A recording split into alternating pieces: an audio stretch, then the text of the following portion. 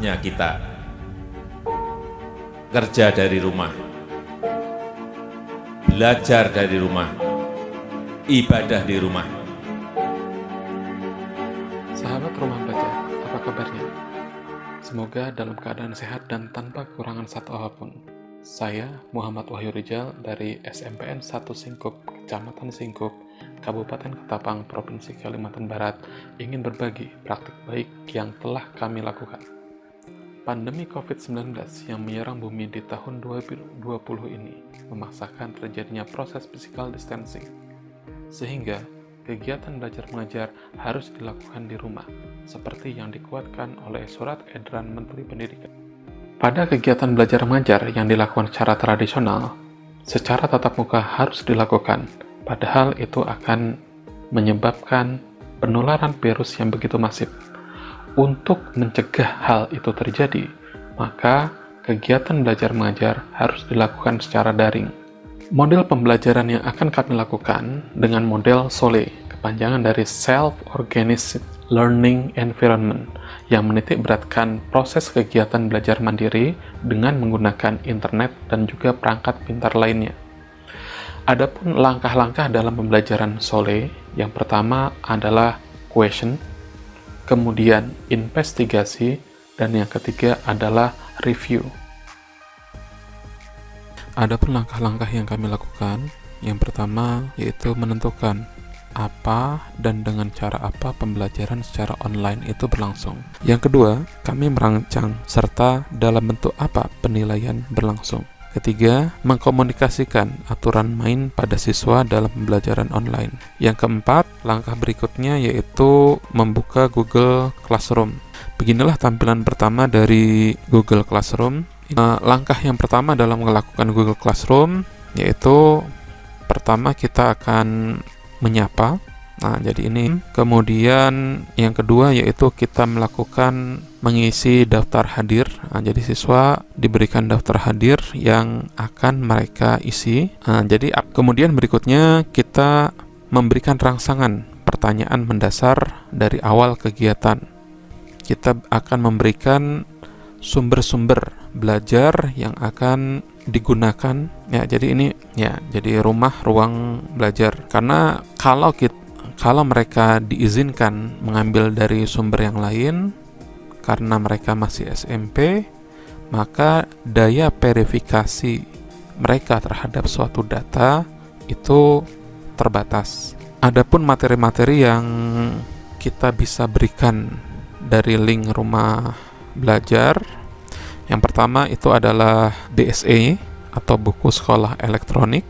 Jika mereka ingin mengunduh keseluruhan dari buku tersebut, kita arahkan ke laman dari BSE. Nah, jadi ini tinggal mereka unduh. Kemudian untuk menambah pengetahuan atau menambah pengalaman dari belajar, jadi ini mengakomodir kalau misalnya ada yang cara belajarnya yaitu dengan cara visual, yaitu dengan mengklik dari sumber belajar. Nah, sumber belajar sebagai contoh di sini saya memberikan materi mengenai getaran dan gelombang, dan salah satunya itu ada resonansi bunyi. Nah, di resonansi bunyi ini ternyata di sumber belajar itu ada, atau bisa juga kita akan carikan di dalam konten web. Para siswa diberikan kuis. Nah, kuis ini sudah include di dalam Google Classroom. Ya, jadi sudah tersematkan di dalam Google Classroom yaitu dengan menggunakan Google Formulir. Jadi mereka langsung bisa melihat soalnya di sini dan juga nanti akan nilainya langsung karena soal ini merupakan soal pilihan ganda. Berikutnya kita berikan pertanyaan kepada mereka sebagai sebuah kesimpulan dari materi yang sudah mereka dapatkan. Nah, jadi kita arahkan mereka. Kemudian nanti kita berikan umpan balik pada saat pengembalian jawaban di dalam Google Classroom. Berikut testimoni kami sebagai pengguna dari rumah belajar.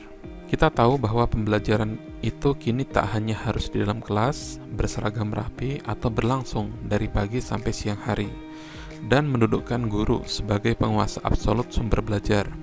kini pembelajaran itu bisa dilakukan kapan saja, di mana saja, dan dengan siapa saja. Sumber belajar memiliki fasilitas yang lebih baik dan sejak lama pada sumber belajar. Jadi banyak sekali fasilitas dari sumber belajar. Ini ada kelas digital, ada sumber belajar, ada bank soal, dan laboratorium maya. Dan kesemuanya itu merupakan produk dari Pusat Data dan Informasi Kemendikbud. Ada juga yang namanya fitur tambahan dari sumber belajar.